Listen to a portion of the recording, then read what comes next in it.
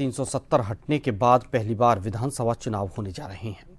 इन चुनावों से यहां के विस्थापितों में घर वापसी की एक उम्मीद जागी है। लोग चाहते हैं कि जल्द चुनाव हो। एक रिपोर्ट देखिए। केंद्र शासित प्रदेश जम्मू कश्मीर में 3 चरणों के विधानसभा चुनाव से पहले विस्थापित कश्मीरी प्रवासी घाटी में बेहतर तरीके से दोबारा बसने की अपनी मांग दोहरा रहे हैं। कई ऐसे वोटर हैं जो 1990 के दशक की शुरुआत में घाटी से विस्थापन के बाद से देश के अलग अलग हिस्सों में रह रहे हैं। उन्हें उम्मीद है कि उनके वोट की ताकत उनकी जिंदगी को पटरी पर दोबारा ले आएगी।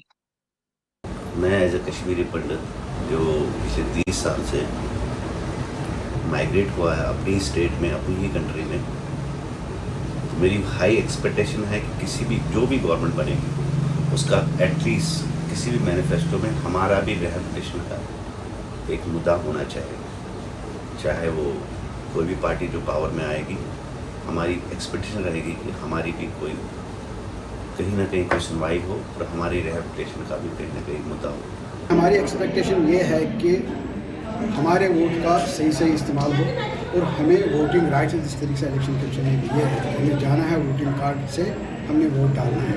और दूसरी बात यह है कि हमने स्पष्ट अपनी पोजीशन क्लियर करनी है कि हमें चाहिए क्या। नंबर 1, हम रिहैबिलिटेशन के साथ साथ अपने घरों को वापस जाना चाहते हैं और अपने घरों में जिस तरीके से हम पहले से बसते आ रहे हैं उस तरीके से हमें बसाया जाए, वही हमारी एक मेन डिमांड रहेगी। जम्मू में रह रहे कई कश्मीरी पंडितों का कहना है कि अब जबकि चुनाव हो रहे हैं, उन्हें उम्मीद है कि नई चुनी जाने वाली सरकार उनकी अपनी मातृभूमि कश्मीरी घाटी में वापसी में मदद करेगी। जो 1990 में जो हमारे साथ नरसंहार हुआ, उसने पूरी तरह से वहाँ से कश्मीरी कम्युनिटी को हटा दिया, वहाँ से जड़ से अलग हो गए और तब से हम लोग यहाँ पे एक विस्थापित लोगों की तरह जी रहे हैं। कहने का तो हमारे पास यहाँ पे अपने मकान है, ज़मीन है, सब कुछ है, लेकिन अपना नहीं है जिसको हम अपना कह सकें, क्योंकि हमारी बर्थ प्लेस ये नहीं है। अब हमारी जो मौजूदा सरकार है, हम उससे ये चाहते हैं कि वो इस विषय पर थोड़ा गंभीरता से सोचे। मैं जानती हूँ कि एक आइडियोलॉजिकल वार है, इसको जीतना थोड़ा मुश्किल है, लेकिन अगर सरकार चाहे तो कुछ भी करके हमें वहाँ पे अच्छे से स्थापित कर सकती है। पोलिंग अधिकारियों के मुताबिक सही तरीके से चुनाव कराने के लिए सभी इंतजाम किए जा रहे हैं। चुनाव आयोग ने कश्मीरी प्रवासी वोटरों को दिल्ली, जम्मू और उधमपुर में स्पेशल पोलिंग बूथों पर वोट देने या पोस्टल बैलेट का इस्तेमाल करने का विकल्प दिया है। जम्मू में जो पोलिंग स्टेशंस है, 19 पोलिंग स्टेशन जम्मू डिस्ट्रिक्ट में एस्टेब्लिश किए हैं डिफरेंट लोकेशंस पे।